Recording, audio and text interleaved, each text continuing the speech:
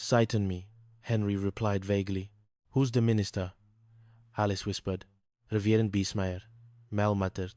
Alice squinted at the man in the black suit standing by the jukebox. Mel. Isn't that the telephone lineman?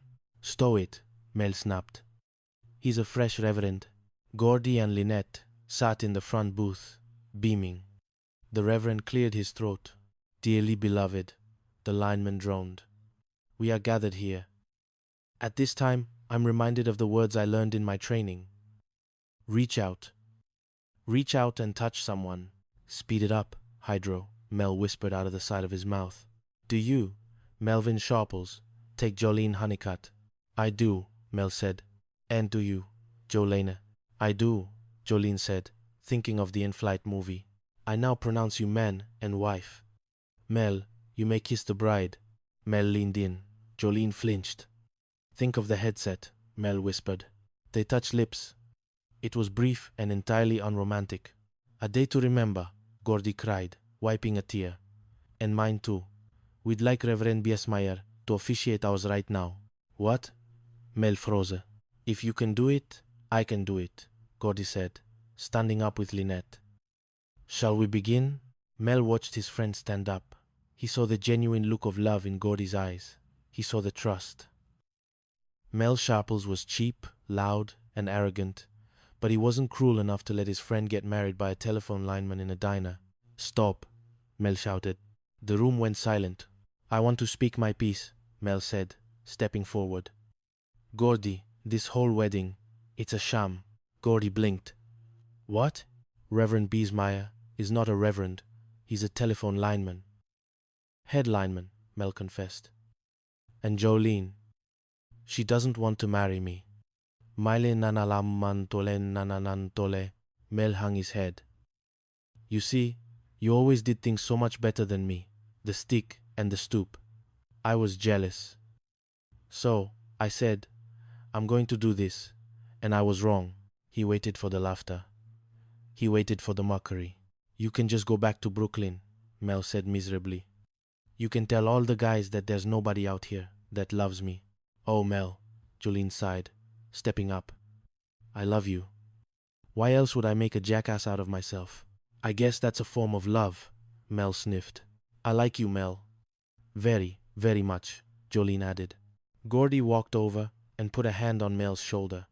He wasn't angry. He looked, touched. Mel, Gordy said softly. You got a lot of people right here who love you. And all of Brooklyn will know it. Oh, good, Lynette piped up. Now I can go back home and have that church wedding I always wanted. We could even fly in Reverend Beasley. Well, so much for the wedding, Jolene said, kicking off her heels. I don't guess I'll be needing these. People come, Woro. Woro, Mel looked at her. You still want the ticket? Mel, Alice warned. Okay, Mel grunted. Business is business. Epilogue. The best damn diner in Phoenix. The sun was setting over Phoenix, painting the sky in shades of purple and burnt orange. Mel's diner was quiet, the evening rush having faded into the comfortable hum of the refrigerator motors. Mel stood at the grill, scraping it down for the night. Alice sat at the counter, counting her tips. Vera was watering the plants, and Jolene was finally packing for her trip to Myrtle Point. They had survived contests, con artists, hidden treasures, failed musicals, and fake weddings. They were broke, tired, and overworked. But, as Gordy had pointed out, they were rich in the ways that mattered. Well, Mel said, breaking the silence, I guess things are back to normal. If normal means you yelling and us working for peanuts, then yes, Alice smiled. Mel grunted, trying to hide the smile that tugged at the corner of his mouth under his mustache. He started to hum a tune, a little melody that had been stuck in his head all week. I used to be sad, I used to be shy, Mel sang softly, scrubbing the grill. Funniest thing, the saddest part, is I never knew why. Tricking myself for nothing was my favorite sport, he continued, looking at his reflection in the stainless steel. I had to take off, start enjoying, 'cause life's too short. Alice, Vera, and Jolene looked up, sharing a warm look. There's a new girl in town. 'Cause I'm feeling good, Mel belted out, tossing his rag into the bin. Got a smile. Got a song for the neighborhood. He clicked off the main lights, leaving only the neon sign buzzing outside. Things are great when you stand on your own 2 feet. Mel finished, holding the door open for his family.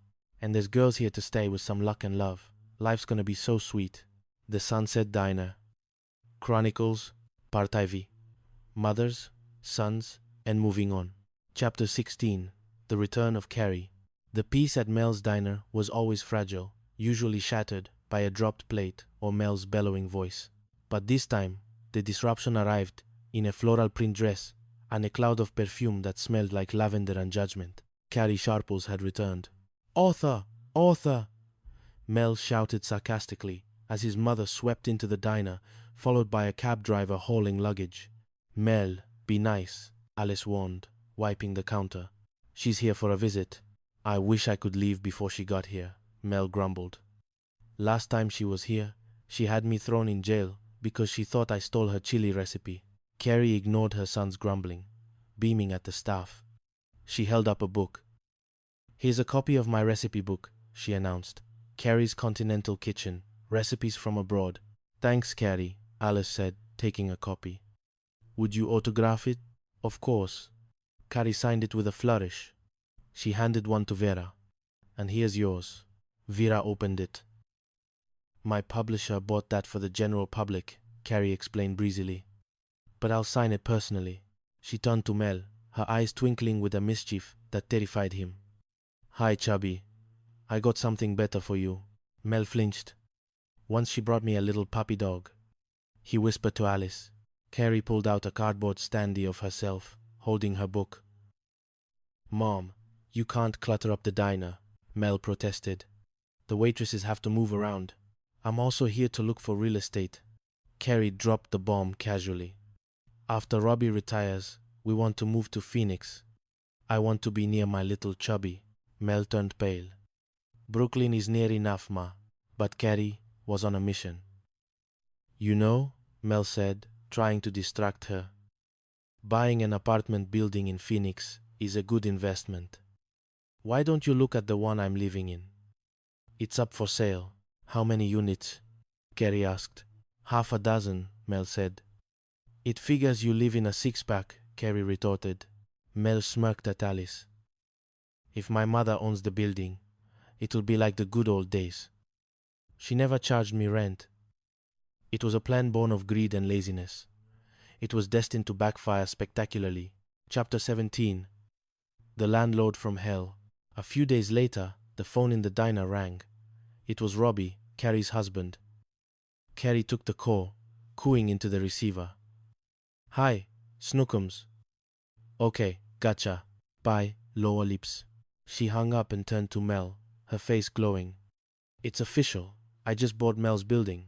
"Wonderful," Mel cheered, hugging her. "My little mother owns my building.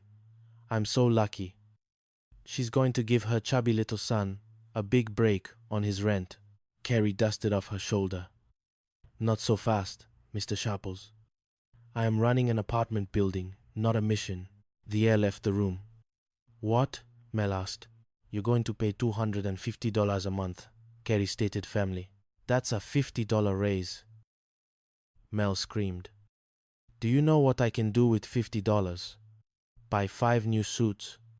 "Melo to. Buy 5 new suits. Melo dollar to. Stow it, Blondie." Carrie snapped, using Mel's own line against him. The battle lines were drawn. Mel, invoking the sacred laws of filial piety, refused to pay. "I do not charge you to eat in my dinner," he argued. "Fine," Carrie said. "Then I'm evicting you." "You mean you are going to evict your own son?" Mel asked, aghast. "Better me than a stranger," Carrie replied, with cold logic. The eviction was swift and ruthless. Mel came home to find prospective tenants wandering through his living room. "Hello, we're the advisors, Frank and Francis," a couple announced. "We called about the apartment for rent." "What apartment?" Mel shouted, shooing them away. "Stay out of my refrigerator." But Carey had hired the Salinas brothers movers, who looked like